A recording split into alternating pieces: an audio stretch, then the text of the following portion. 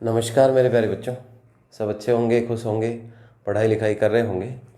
अब देखिए बेटे, हम शुरू करते हैं आगे क्वेश्चंस। समघात या होमोजीनियस के लगभग सारे क्वेश्चंस कर लिए थे। वो एक दो क्वेश्चंस में डाउट आ रही थी, तो पहले वो क्वेश्चन बता देता हूँ बच्चों की, और डाउट क्लियर करने के बाद आगे बढ़ते हैं, ठीक है।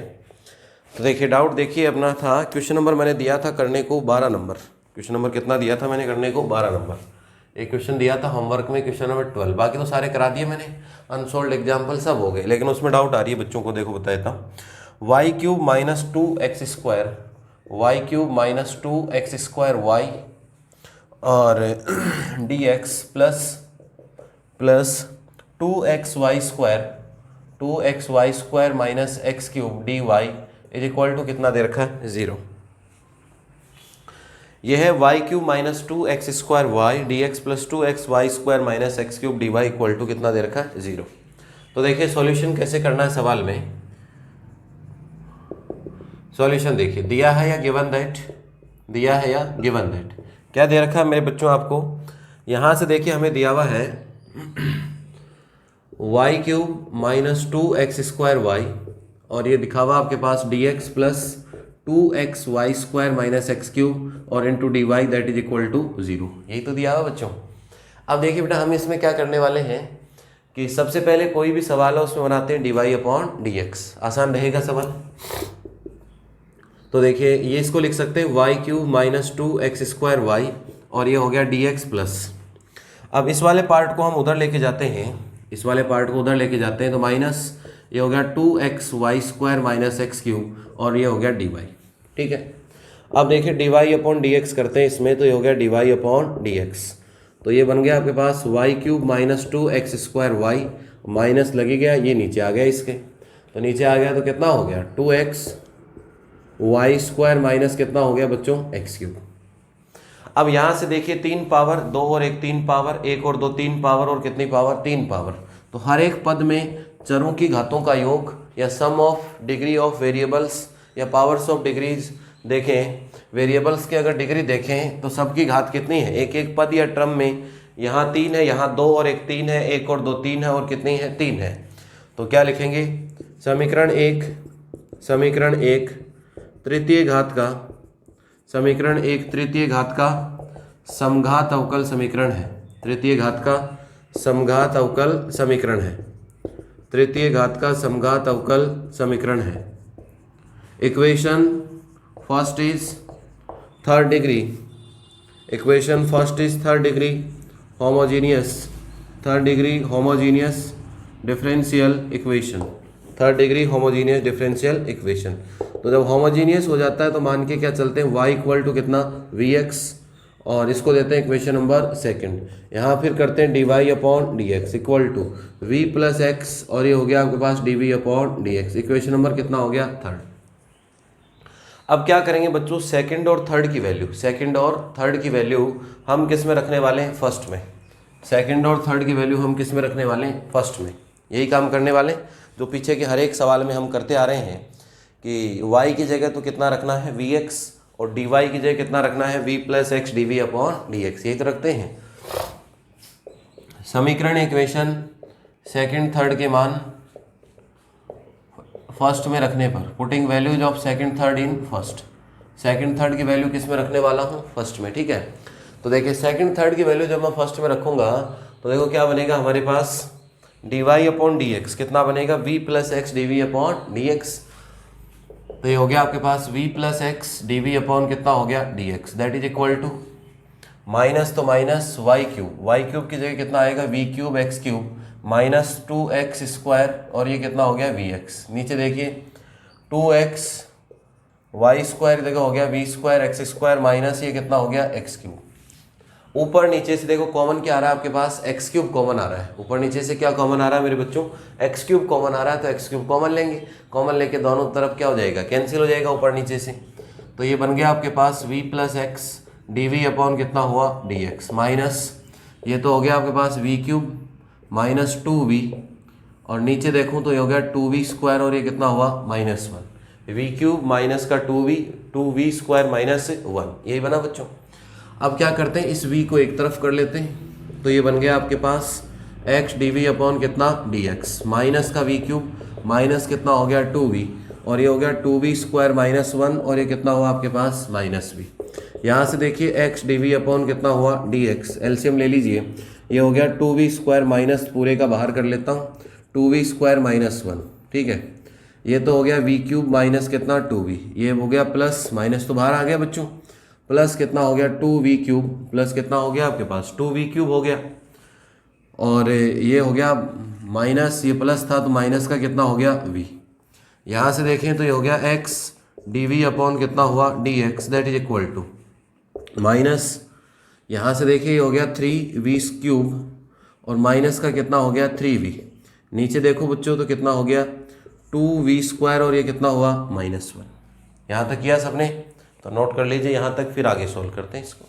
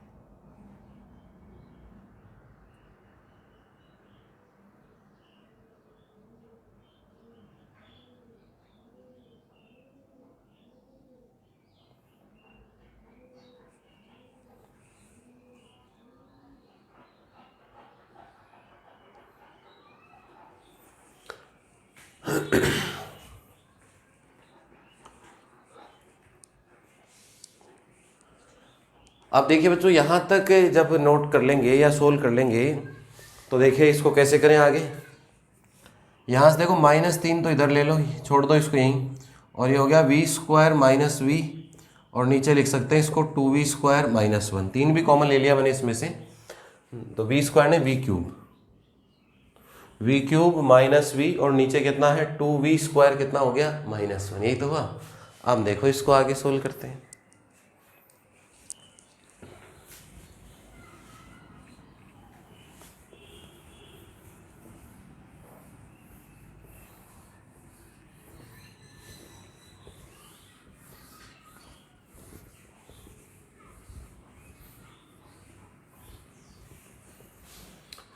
अब देखिए बच्चों क्या होगा, ये बन गया हमारे पास x d v upon d x, और इज इक्वल टू -3, एक बार ऊपर लिख रहा हूँ इसको मैं, v क्यूब माइनस वी, और नीचे कितना हो गया 2v स्क्वायर, और ये कितना हुआ -1।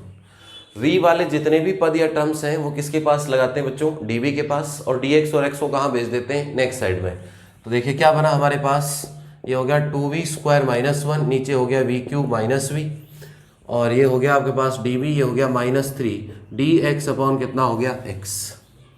dv के पास सभी के सभी पद या टर्म्स v के हैं, और dx के साथ सभी पद या टर्म्स किसके हैं x के, तो दोनों तरफ हम कर सकते हैं समाकलन इंटीग्रेशन, दोनों तरफ हम क्या कर सकते हैं समाकलन इंटीग्रेशन, ठीक है। अब देखिए ऊपर पावर ज़्यादा नहीं, ऊपर पावर है कम और नीचे पावर क्या है ज़्यादा, तो क्या लग सकता है आंशिक भिन्न या पार्शियल फ्रैक्शन लग जाएगा। ऊपर जब पावर होती है कम, नीचे पावर होती है ज़्यादा, तो क्या लगेगा मेरे प्यारे बच्चों, आंशिक भिन्न क्या लग सकता है, पार्शियल फ्रैक्शन। ठीक है, अब यहां से देखिए ये हो गया आपके पास 2v² माइनस 1, यहां से v कॉमन ले लिया। देखो नीचे के जब आंशिक भिन्न या पार्शियल फ्रैक्शन लगाना होता है तो उसमें नीचे के गुणनखंड या फैक्टर करते हैं, और फैक्टर कितनी घात के होने चाहिए, एक घात के, जहां तक फैक्टर होते हैं। तो देखो ये हो गया आपके पास v कॉमन लिया तो ये हो गया v² माइनस 1, तो ये बन गया v+1, और कितना बन गया आपके पास v-1, और ये हो गया dv is equal to -3 dx upon कितना हो गया बच्चों, x। यही बना आपके पास, ये हो गया 2v² minus 1 v+1 v-1 dv equal to -3 dx upon कितना हो गया आपके पास, x। ठीक है, अब देखो क्या करने वाले हैं इसमें।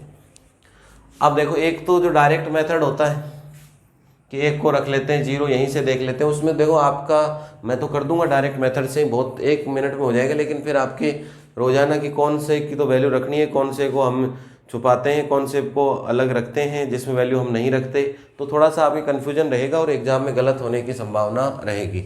इसलिए समय की कोई कमी नहीं है, आंशिक भिन्न या पार्शियल फ्रैक्शन पूरा कर लिया करो बच्चों, जिससे कभी गलत नहीं होगा। 2v² और ये कितना है -1, ये हो गया v+1, और ये कितना हुआ आपके पास v-1। वैसे बहुत आसान है, ऐसे ही तो लिखते हैं a/v प्लस b अपॉन कितना हो गया v+1, और प्लस कितना हो गया c/v-1। यही बना बच्चों।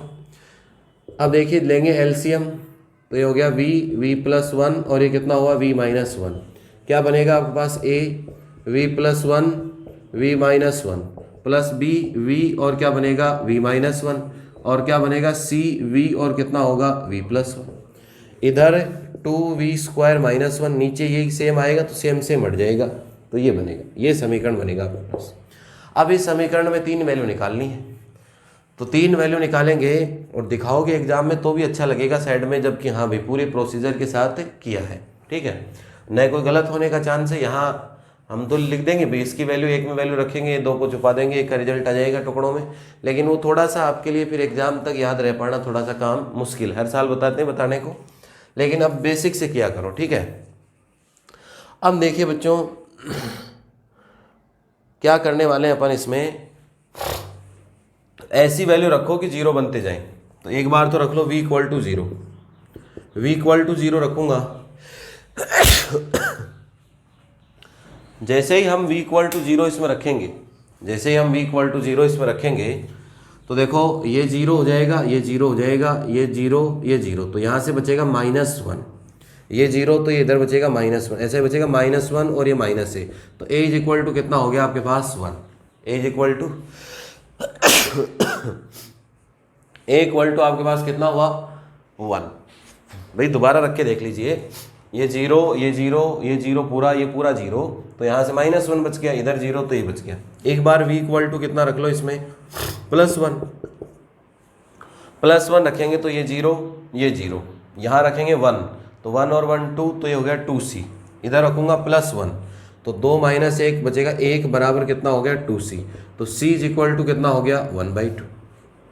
इस बार v = -1 रख लो, -1 रखेंगे तो देखो क्या होगा, यहाँ -1 का स्क्वायर प्लस 2 - 1 हो गया, -1 रखने से ये 0, और यहाँ v की जगह -1 + 1 ये 0, ये बचेगा -1, तो -1 बचेगा, तो -1 -2, बाहर भी तो -1 आएगा, तो ये हो जाएगा 2b, तो b = आपके पास कितना आएगा 1/2। ये प्रोसीजर अपनाया करो बच्चों हमेशा, एक को छोड़ें एक को हटाएं, एक की वैल्यू उसमें गड़बड़ हो जाएगी आपके, इसलिए ध्यान रखा करो।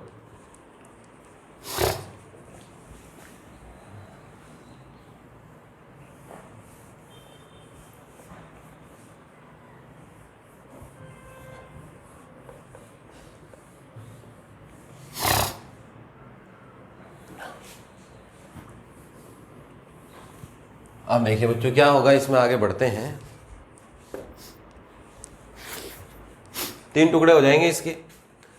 देखो क्या क्या टुकड़े होंगे, यहाँ से एक ही जगह तो कितना आने वाला 1, तो ये तो हो गया 1/v इंटीग्रेशन, ये तो हो गया 1/v प्लस b की जगह कितना आने वाला 1/2, तो ये हो गया 1/2 अपॉन v+1, और ये आने वाला 1/2 अपॉन कितना हो गया v-1, और ये dv इक्वल टू और -3 है ये आपके पास, ये बना। ठीक है, यही तो बने 3 पार्ट इसके।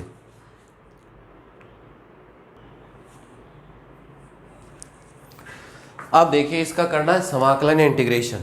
अब तो हो जाएगा आसान।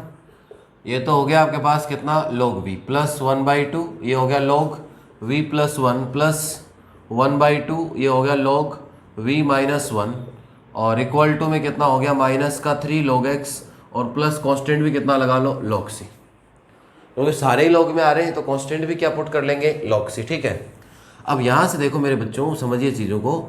ये तो हो गया log v, पावर कहाँ चली जाएगी, ऊपर, तो ये हो गया log v प्लस 1 की पावर कितनी हो गई, 1/2, और ये हो गया log v माइनस 1 की पावर 1/2 इज इक्वल टू, ये हो गया log x की पावर -3 कर लो, या माइनस को नीचे रख सकते हो तो कोई फर्क नहीं पड़ना, तो प्लस रख लेना, log c।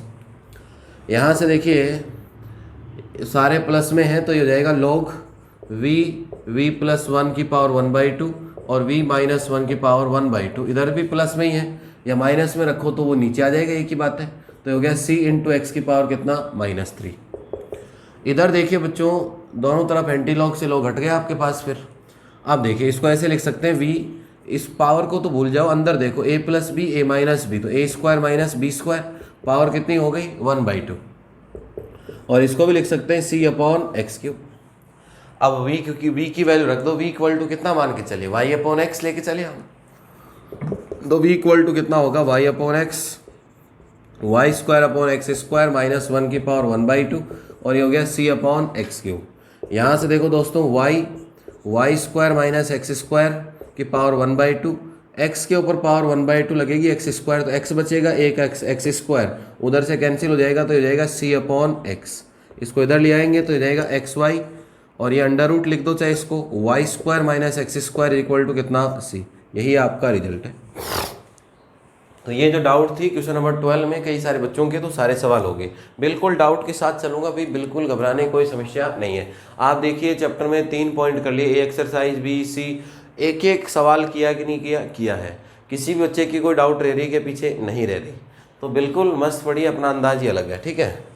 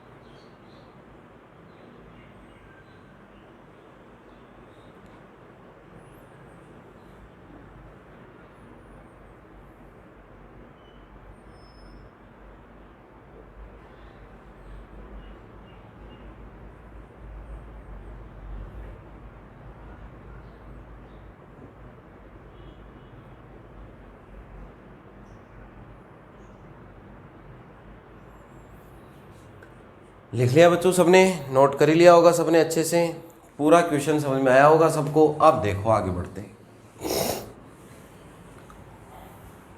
तो ये तो वो क्वेश्चंस हम पढ़ रहे थे जो क्वेश्चंस डायरेक्टली क्या होते हैं, समघात या होमोजीनियस, जिसमें सभी पद या टर्म्स में चरों की घातों का योग या सम ऑफ डिग्रीज ऑफ वेरिएबल्स क्या होता है, सेम, ऊपर और नीचे। अब देखिए कुछ सवाल जो समघात होते नहीं हैं, दिखते नहीं हैं, लेकिन उनको बनाते हैं पहले समघात या होमोजीनियस, और फिर उनको क्या करते हैं बच्चों, सॉल्व करते हैं। फिर उनको क्या करते हैं, सॉल्व करते हैं। तो देखिए अब नेक्स्ट हेडिंग लगाइए, समघात समीकरण में समान्वयन वाले समीकरण। नेक्स्ट हेडिंग लगाइए, समघात समीकरण में, समघात समीकरण में समान्वयन वाले, समघात समीकरण में समान्वयन वाले अवकल समीकरण, समघात समीकरण में समान्वयन वाले अवकल समीकरण, अवकल समीकरण। डिफरेंशियल इक्वेशन, डिफरेंशियल इक्वेशन,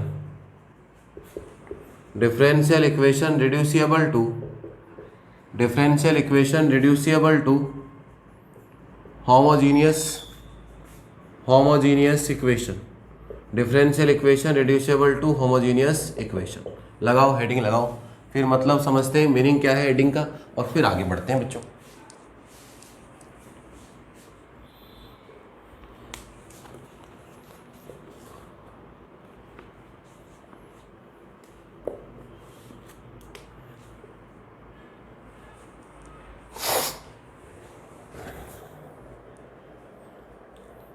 अब देखिए इसमें क्या लेके चलेंगे हम, एक अवकल समीकरण या डिफरेंशियल इक्वेशन तो लेके चले, सवाल पता तो चले। तो अवकल समीकरण या डिफरेंशियल इक्वेशन, जैसे मान लो ये लेके चला मैं dy अपॉन डी एक्स, ए एक्स प्लस बी वाई और प्लस कितना है c, और नीचे है ए एक्स प्लस बी वाई और प्लस कितना है c। देखिए अगर ये नहीं हो, बोर्ड पे ध्यान से देखिए, अगर ये नहीं हो तो ये तो कांस्टेंट है, आते रहते हैं, 2x प्लस 3y बटे कितना हो गया x माइनस वाई, ये कांस्टेंट है कोई, ये मान लो यही है आपके पास। अब एक पावर एक पावर एक पावर एक पावर, यही तो है, एक पावर एक पावर एक पावर और एक पावर, ऊपर नीचे जितने भी पद है सबकी घात या डिग्री कितनी है, एक। इसका मतलब क्या हो गए, समघात या होमोजीनियस है। लेकिन ये साथ में कांस्टेंट जुड़ गए, प्लस सी और नीचे स्मॉल सी कोई भी जुड़ गया, मान लो +3 और -2। अब ये कांस्टेंट जुड़ गए तो अब होमोजीनियस बचा क्या, पूरा सवाल नहीं बचा। क्यों, क्योंकि यहाँ एक पावर यहाँ 0 पावर, तो पावर सबकी सेम हुई क्या, घात सबकी सेम हुई क्या, नहीं हुई, इसलिए ये समघात या होमोजीनियस नहीं है। अगर ये हट जाए तो होमोजीनियस है, ये लग रहा है तो होमोजीनियस नहीं है। तो ऐसे सवाल हम पढ़ने वाले हैं जिन सवालों में इतनी समस्या रहेगी, ये वाले पार्ट की समस्या रहेगी। अगर ये पार्ट कांस्टेंट वाला एडजस्ट हो जाए किसी भी तरीके से, हम मेथड सीखेंगे और उस मेथड से इसको अगर एडजस्ट कर लेते हैं तो ये सवाल फिर समघात या होमोजीनियस जैसा बन जाता है, और होमोजीनियस जैसा बनेगा तो फिर वही y बराबर vx और आसान तरीके से क्या कर लेंगे, सॉल्व। अब देखिए इसमें 2 टाइप के सवाल हैं। इसमें कितने टाइप के सवाल हैं आपके पास, 2 टाइप के सवाल हैं। 2 टाइप के सवाल देखो कौन कौन से बनेंगे यहाँ से। ये तो हो गई हमारे पास, इक्वेशन नंबर दे दो फर्स्ट, ठीक है।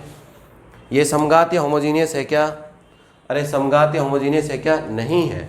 एक पावर यहाँ 0 पावर, एक पावर 0, तो 1 1 तो यहाँ भी 1 होनी चाहिए थी, यहाँ 1 1 और यहाँ भी 1 होनी चाहिए थी। ये स्मॉल सी बना लेना, ये कैपिटल सी, कोई भी कांस्टेंट हो सकते हैं, C1 C2 नाम दे दो, ठीक है।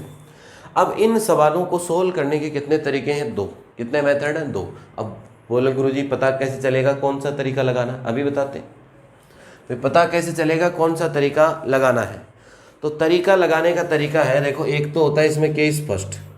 केस फर्स्ट का मतलब सबसे पहले ये क्वेश्चन दिख गया आपको, पहचान तो गए कि वो वाला सवाल है, इसकी समस्या है, यही समस्या पहचान गए, इतना तो पहचान जाओगे कि भाई यहाँ तक होता तो समघात से बन जाता, लेकिन ये कांस्टेंट के कारण समस्या है, इतना तो पहचान लोगे आप, पहचान लोगे ना इतना तो।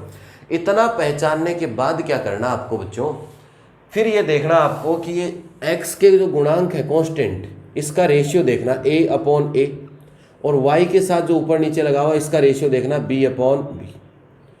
अब ये रेशियो बराबर भी हो सकता है, जैसे मान लो कोई सवाल है x + y और ये -x + y, ये सवाल, और +1 और ये कितना है -1, ठीक है। इससे देखें तो 1 और यहाँ कितना है -1, इसका देखें तो 1 और यहाँ कितना है 1, तो ये रेशियो बराबर हुआ क्या, ये तो हुआ -1 और ये हुआ +1, नॉट इक्वल टू। और अगर यही आपके पास माइनस का हो जाता तो ये देखो 1/-1, तो रिजल्ट कितना हो रहा है -1, -1 कितना हो रहा है -1। तो सेम भी हो सकता है रेशियो, और रेशियो अलग अलग भी हो सकता है।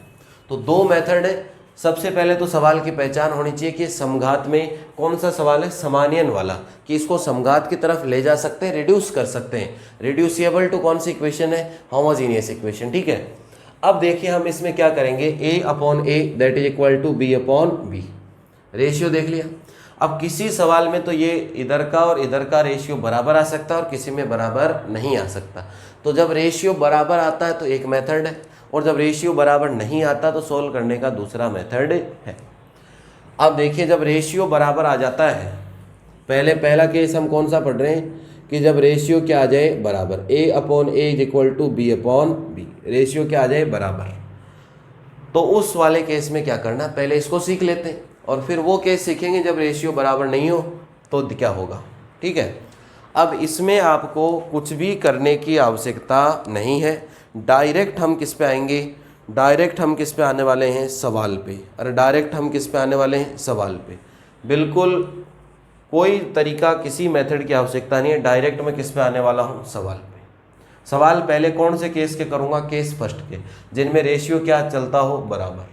फिर उसके बाद ढूंढ के करने पड़ेंगे, किताब में भी सवाल, कोई दूसरा सवाल है, तीसरा है, 8वां है, 9वां है, देखने से पता चल जाएगा कि ये बराबर वाले। तो पहले बुक में से बराबर वाले सारे क्वेश्चन कर लेंगे, फिर वो सवाल जो बच जाएंगे जिनमें रेशियो इक्वल नहीं है फिर वो क्वेश्चन कर लेंगे। समझ गए बातों को, ठीक है। अब देखो मैं क्वेश्चन लिखता हूँ जो इस पे आधारित है। मैं दो टाइप के सवाल हैं इसमें, जिनका रेशियो बराबर और रेशियो बराबर नहीं हो। तो देखिए पहले वो सवाल करेंगे जिसमें रेशियो बराबर हो, जिसमें रेशियो क्या हो बच्चों, बराबर हो, रेशियो बराबर हो, वही सवाल लेके चलें। तो देखिए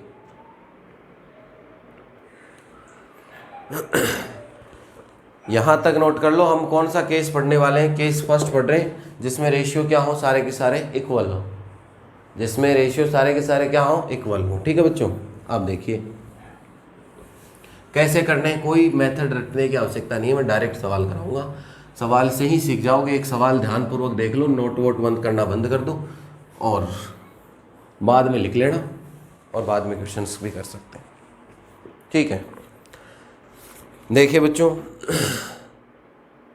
पहले देखिए उदाहरण नंबर, पहला और दूसरा तो अपने है नहीं, अभी है नहीं का मतलब कि इस तरीके से नहीं होगा, वो नॉट इक्वल टू से होगा। पहले उदाहरण होगा तीसरा। तो देखो एग्जाम्पल नंबर देखिए थर्ड, पहले देखो एग्जाम्पल नंबर थर्ड।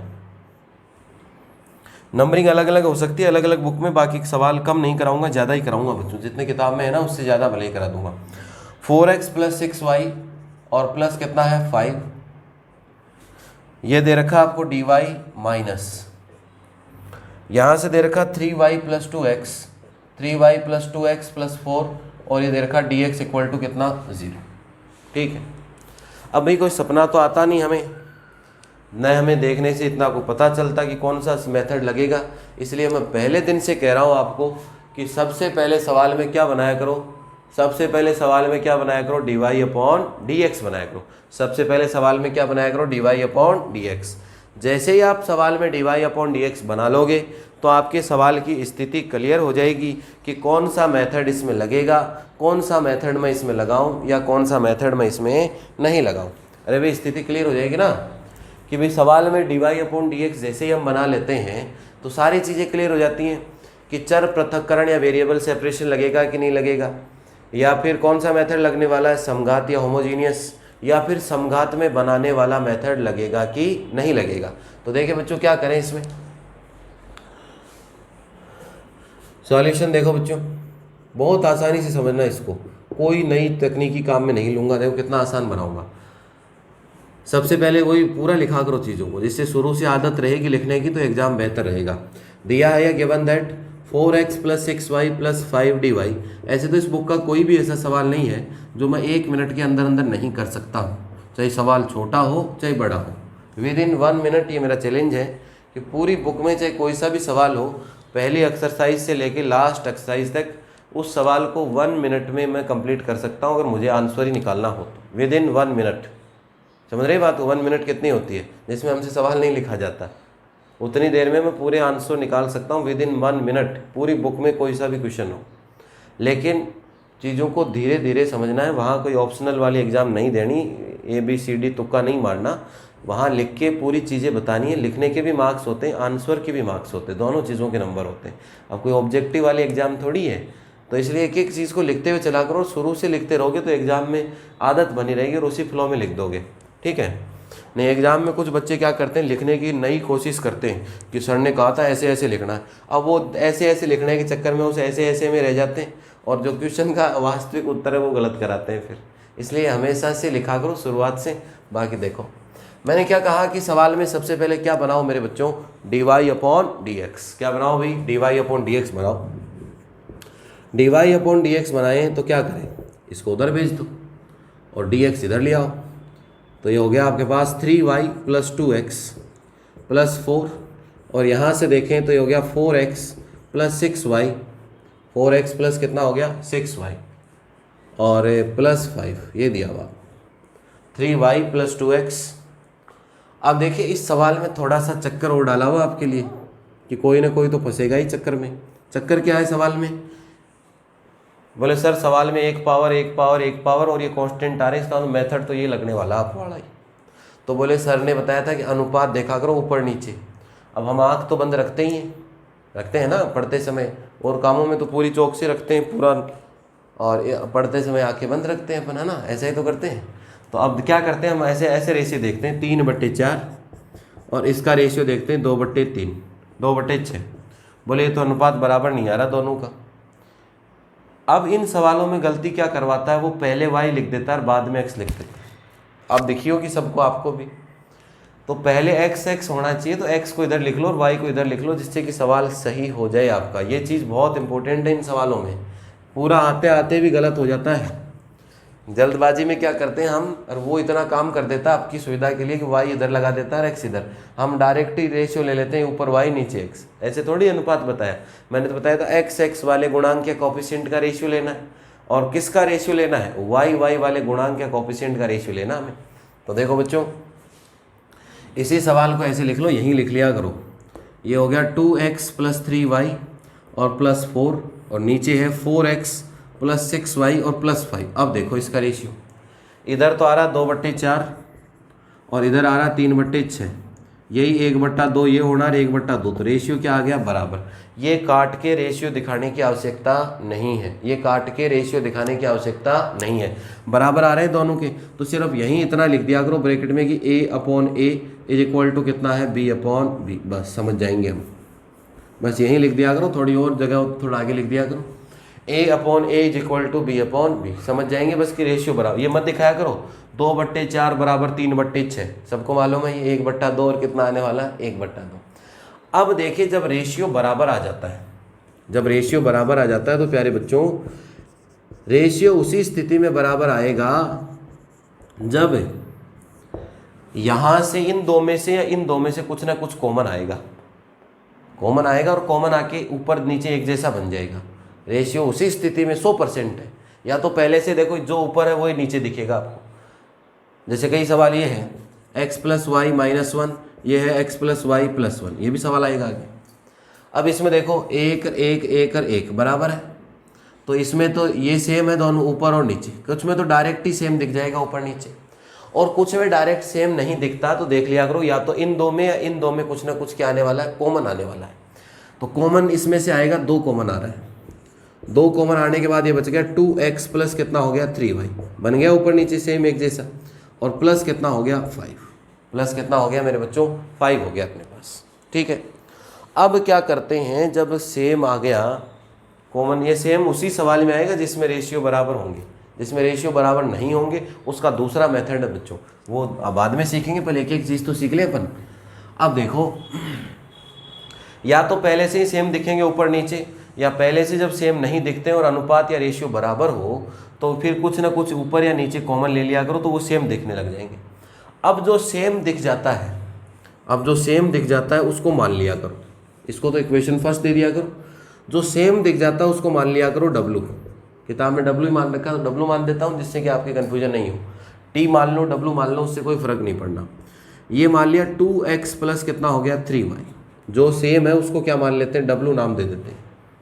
अब डब्लू नाम दिया तो क्या हुआ बच्चों, ये हो गया आपके पास कितना हो गया भाई, डब्लू मान लो इसको, ऐसे लिख दो चाहे ऐसे भी लिख सकते हो कि 2x plus 3y is equal to हमने कितना मान लिया डब्लू। ठीक है, अब यहाँ डब्लू लिख दूंगा, यहाँ डब्लू लिख दूंगा, तो x और y किस में बदल गया, डब्लू में और डब्लू में। तो इधर अगर डब्लू में बदल गए तो इधर भी किस में बदलना चाहिए मेरे बच्चों, डब्लू में बदलना चाहिए। तो इधर देखो x के साथ अवकलन करो इसका, तभी आएगा dy upon d x. X के साथ किया तो ये हो गया 2 प्लस एक्स का 1 3, ये हो गया dy अपॉन डी एक्स, और इज इक्वल टू डब्लू का होगा x के साथ तो ये हो गया डी डब्लू अपॉन डी एक्स। यही हुआ आपके पास।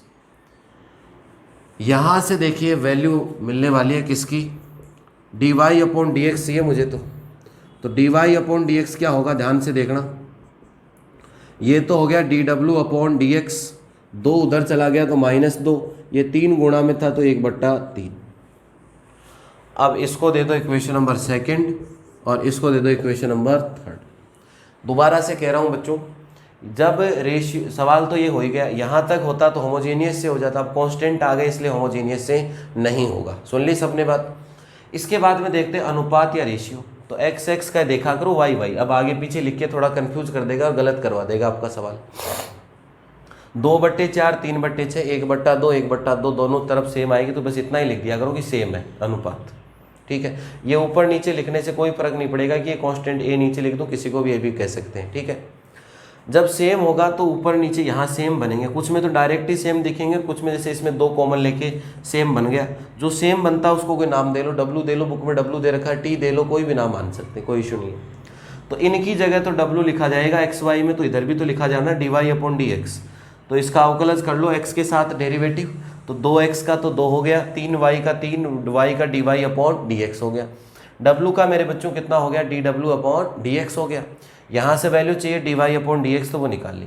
अब इक्वेशन 2 और 3 की वैल्यू किस में रख लो, फर्स्ट में, फिर सोल्व कर लो, बस सवाल आ जाएगा। समीकरण या इक्वेशन, समीकरण इक्वेशन 2 3 के मान, समीकरण इक्वेशन 2 3 के मान 1 में रखने पर, समीकरण इक्वेशन 2 3 के मान 1 में रखने पर, putting values of second third in first, putting values of second third in first. तो फर्स्ट में रखेंगे, देखो कितना होगा आपके पास, ये होगा 1/3 डी डब्ल्यू अपॉन डी एक्स, और ये कितना हो गया -2 इज इक्वल टू, यही तो बन रहा है भाई। अब यहाँ से देखिए, इसकी जगह तो रख दिया ये डब्लू, ये भी डब्लू बनना है, तो ये हो गया डब्लू प्लस 4, डब्लू प्लस कितना हो गया 4, नीचे देखें तो ये हो गया 2w प्लस कितना हुआ बच्चों 5 हो गया आपके पास, हो गया।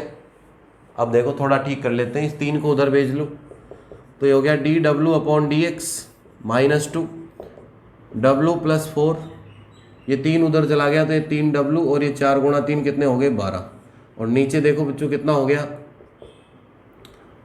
नीचे कितना है 2w और प्लस कितना हो गया 5, ये 2 भी इधर क्या काम उधर भेज देते हैं इसको। सेम प्रोसीजर रहेगा हर एक सवाल में, 3w प्लस 12, और ये सबसे टिपिकल सवाल है, सबसे ज़्यादा कैलकुलेशन इसी सवाल में, बाकी सारे सवाल इससे आसान है, बस और क्या चाहिए। अब एलसीएम लेके सोल्व कर लीजिए इसको। तो देखो एलसीएम लिया मैंने, तो ये हो गया डी डब्ल्यू अपॉन कितना डी एक्स, ये हो गया 3w प्लस 12 माइनस, एलसीएम ले लेते हैं, ये हो गया 2w प्लस 5, यहाँ से देखें तो ये कितना हो गया आपके पास माइनस का 4w, अच्छा माइनस इधर गया तो प्लस हो गया, तो प्लस के 4w, और ये हो गया 5 गुणा 10, तो ये हो गया 10 हो गए। तो ये बन गया आपके पास डी डब्ल्यू upon d x is equal to, ये तो हो गए 7w 7w प्लस ये हो गया 22, और ये हो गया 2w प्लस कितना हो गया 5। अब ये पूरा पार्ट w का है, कांस्टेंट है, तो इसको तो लगाओ डी डब्ल्यू के पास और dx को उधर भेज दो, तो इनका तो समाकलन हो जाएगा w के साथ, और dx का कितना हो जाएगा x, आंसर आ जाएगा। फिर w की वैल्यू रख देना, w की जगह लास्ट में उत्तर में वापस रखना पड़ेगा 2x प्लस कितना 3y। तो कोई लंबा चौड़ा प्रोसीजर नहीं है, एक सवाल दोबारा से ध्यान से समझ लीजिए और इतना लिखिए, इसके बाद आगे सोल्व कर देता हूँ मैं।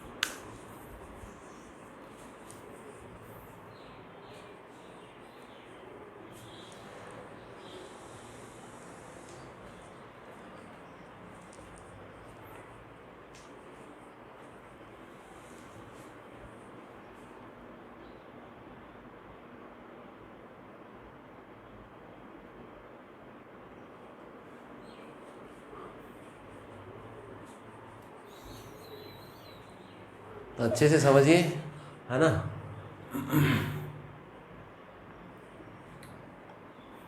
लिख भी दिया करो कि हमें गुरुजी पूरा समझ में आ रहा है सर, कोई समस्या हो, डाउट तो सारे जैसे रहने का कोई केस ही नहीं है अपने। कोई डाउट मुझे लगती है तो मैं बता ही देता हूँ। जैसे आज पीछे एक डाउट, एक सवाल छोड़ा था, वो भी बच्चों के डाउट आ रहा था तो उसको ही बता दिया हमने। अब बताओ कोई डाउट का कोई केस है क्या अपने? मैथ्स, फिजिक्स, केमिस्ट्री, कहीं कोई डाउट का केस ही नहीं रहेगा। तो ये जो रोज़ डाउट डाउट डाउट ये है ना, ये खुद ही डाउट है, मास्टरी डाउट है आपके, पढ़ाने में ही डाउट है उनकी, मुझे तो ये लग रहा है। बाकी कोई डाउट का कोई इशू ही नहीं है, ठीक है भाई। इसीलिए तो इतना एक्सपीरियंस है चीज़ों का कि कहाँ डाउट रह सकती है, कहाँ नहीं रह सकती, क्या चीज़ कब बतानी है, कौन सा सवाल पहले करवाना है, कौन सा बाद में करवाना है। ये ऐसे नहीं होता, ये बहुत डीप नॉलेज की आवश्यकता है और चीज़ों में अनुभव की आवश्यकता है, ठीक है। अब देखिए बच्चों, वही सोल्व करना है, बस उत्तर आ जाएगा। तो ये W की जगह याद रखना 2x + 3y रख देंगे, बस कहानी खत्म।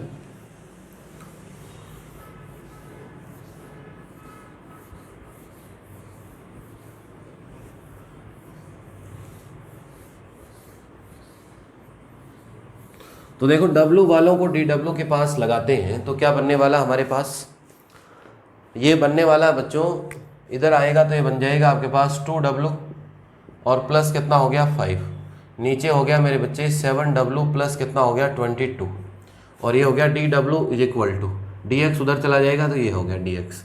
दोनों तरफ क्या कर सकते हैं, इंटीग्रेशन है, समाकलन। अब देखिए यहाँ समाकलन के लिए कुछ बेसिक बातें बताता हूँ, मैं पहले ही बता चुका। समाकलन में देखो दो टाइप के पद होते हैं, ऊपर पावर कम नीचे ज़्यादा। तो क्या करते हैं, आंशिक या पार्शियल करते हैं। ऊपर नीचे जब पावर बराबर होती हो, घात बराबर होती हो, तो दो तरीके, या तो भाग विधि या क्या करते हैं, एडजस्ट करते हैं, ठीक है।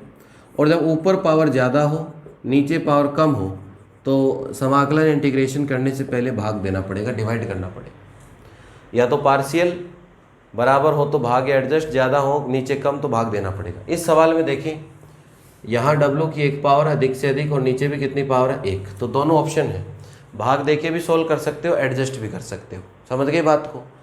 एडजस्ट उसी सवाल में किया करो बच्चों, इसी पे चलने वाले सारे सवाल। एडजस्ट उसी में किया करो जिसमें ये बराबर हो, जैसे W + 5 और नीचे होता है W + 10। यहाँ के गुणांक सेम हो, ये और ये सेम हो तो एडजस्ट करने में बहुत सुविधा होती है। क्या करते हैं, +5 और -5 करते हैं। तो ये तो हो गया W + 10, W + 10 का भाग दिया तो 1 - 5 बटे W + 10, इसका तो W हो जाएगा, ये लॉग में चला जाएगा, हो गया सॉल्व। लेकिन ये इतना आसान कब हुआ, जब एडजस्ट तब करना है आपको जब ये W के साथ वाले सेम हो। यहाँ देखो W के साथ वाले सेम है क्या, नहीं है, तो आप सेम बनाने के चक्कर में मत पड़ा करो, उसमें गलत होने की संभावना रहती है। देखो मैं चीज़ें वही बताता हूँ जो लंबे समय तक याद रहे, पूरी साल भर एग्जाम तक हमें समझ में आए, और वो चीज़ें जो हम कभी भूले नहीं। डायरेक्ट ट्रिक तो मैं से डायरेक्ट भी तोड़ सकता हूँ इसको, जो आपको पता ही नहीं चलेगा, हवा में उत्तर आ जाएगा। फिर भी कहा था ना मैंने अभी कि 1 मिनट से ज़्यादा ऐसा कोई आपकी बुक में सवाल नहीं है जिसका अगर मुझे आंसर निकालना हो तो 1 मिनट मैक्सिमम। बड़े से बड़े सवाल में कितनी मिनट लगेगी, 1 मिनट सॉल्यूशन। लेकिन आपको लंबे समय तक चीज़ें याद रखनी है, पहले बेसिक सीखते हैं तभी बेटा डायरेक्ट भी सीखते हैं। तो इस सवाल में ये सेम नहीं है, एडजस्ट भी हो सकता है और भाग भी लग सकता है, लेकिन जिसमें ये सेम हो, अभी बताया ना उदाहरण, जिसमें सेम हो उसमें तो एडजस्ट कर लिया करो, आगे करेंगे सीख जाओगे सारी चीज़ें। लेकिन इसमें सेम नहीं है तो भाग दे लिया करो, सही रहेगा आपके लिए। मैं वही काम करता हूँ जो बच्चे सही कर सकें आगे तक, ठीक है। अब यहाँ से देखिए भाग देते हैं इसमें, तो ये भाग लो आपका, रफ में देते हैं, देखो भाग रफ में दिया करो भी, है ना। ये हो गया 2 + 5 में भाग देना है किसका, 7W और +22 का। भाग तब तक ही जाता, कहीं को तो भाग देना भी नहीं आता, भाग देते ही रहते हैं। मैं रुक जा तो सही, अब भाग देना बंद हो गया है ना। भाग तब तक देते हैं जब तक अंदर वाले की पावर इससे कम नहीं हो जाती। अभी तो पावर सेम है तो लगेगा भाग। यहाँ कितना बढ़ना चाहिए, 2, तो यहाँ कितना लगाऊं, 2/7, 2/7 लगाया तो ये हो गया 2W, 2/7 का मतलब हो गया 44/7, माइनस माइनस ये तो कैंसिल, ये हो गया 5 - 44/7, तो 7 पंजों कितना होता है 35, 35 में से ये बच गया आपके पास कितना 9/7, वो भी किसका, माइनस का, यही बचा, बस भाग लग गया। अब भाग नहीं जाएगा क्योंकि भाग देने वाले में एक पावर थी, यहाँ पावर नहीं है W की, तो ये तो काम हो गया किसका, भाग का। अब भाग को लिखते कैसे, वो बहुत बड़ी चीज़ है, पहले बता चुका। भाग कितनी बार गया उसको तो अलग लिखो, 2/7 प्लस नीचे कितना बचा माइनस के 9/7, और भाग किसका दिया था 7W + 22 का, और बाहर क्या लगाना है बच्चों DW, और इधर लगाना है DX, इधर इंटीग्रेशन है। आप बोलो किसी की समस्या? मेरे हिसाब से कोई समस्या नहीं होनी चाहिए किसी के भी। भाई भाग दे लिया, मैंने एडजस्ट भी कर सकता हूँ, लेकिन एडजस्ट यहाँ थोड़ा टिपिकल रहेगा आपके लिए, नहीं मेरे लिए तो भाग नहीं देना पड़ता और आसान रहता। लेकिन जिसमें यहाँ सेम नहीं हो उसमें प्लस माइनस करके एडजस्ट मत किया करो, भाग दे लिया करो, क्योंकि इसमें गुणा ऊपर भी करना पड़ता, नीचे भी करना पड़ता, कई सारे कन्फ्यूजन थे, है ना। अब इसका कर लो, क्या होगा 2/7 का तो 2/7W माइनस, ये तो कांस्टेंट है बेटा 9/7, जब नीचे एक पावर आ जाती है तो लॉग में चला जाता है, लॉग 7W प्लस कितना हो गया 22, और नीचे W का गुणांक कितना है 7, और इज इक्वल टू DX का कितना हो गया x + c। अब देखिए ये तो हो गया 2/7W, W की वैल्यू देखो शुरू में कितना मान के चले थे, अरे W शुरू में कितना मान के चले थे, याद करो, देखिए पीछे W हम मान के चले थे 2x + 3y, यही तो मान के वैल्यू रख दो, सोल्व हो गया। माइनस के 7/49 गुणा हो गया ना इससे, और ये हो गया log 7W, तो 7 और W की वैल्यू थी 2x + 3y, और प्लस कितना हो गया 22, और is equal to x plus कितना c। यही आंसर, आप तो इतना ही छोड़ दिया करो, जब सारे लोग में हो तो log c लेके कर लिया करो, बाकी ये आंसर है। और कोई जुड़ रहा है घट रहा है तो घटा लिया करो, बाकी यही अपना आंसर है। अब इसमें 2/7 एलसीएम लें, ये 9 है ना, 9 है, तो वो उस चक्कर में पढ़ने की आपको आवश्यकता नहीं है, ठीक है। तो इस तरीके से क्वेश्चंस करने हैं बच्चों, पूरा मेथड सीख गए। जब यहाँ देखो कुछ सवालों में सेम बन जाएगा तो फिर प्लस माइनस करके भी एडजस्ट कर सकते हो, लेकिन जब सेम नहीं बने तो भाग दे लिया करो, बहुत आसानी रहेगी। उसमें ऊपर नीचे गुणा करोगे फिर कोई गड़बड़ हो जाएगी, इसलिए भाग दिया करो। जितनी बार भाग गया वो अलग, ये बट्टे ये लिखना होता है, आपको मालूम भाई रिजल्ट आ गया। इस सवाल को अच्छे से समझना घर पे, कल अगली क्लास में, जो भी अगली क्लास है अपनी, उसमें हम ये सारी चीज़ें सीखने वाले हैं इसी टाइप के। ठीक है बच्चों, इंतजार कीजिए, मिलते हैं, सबको धन्यवाद।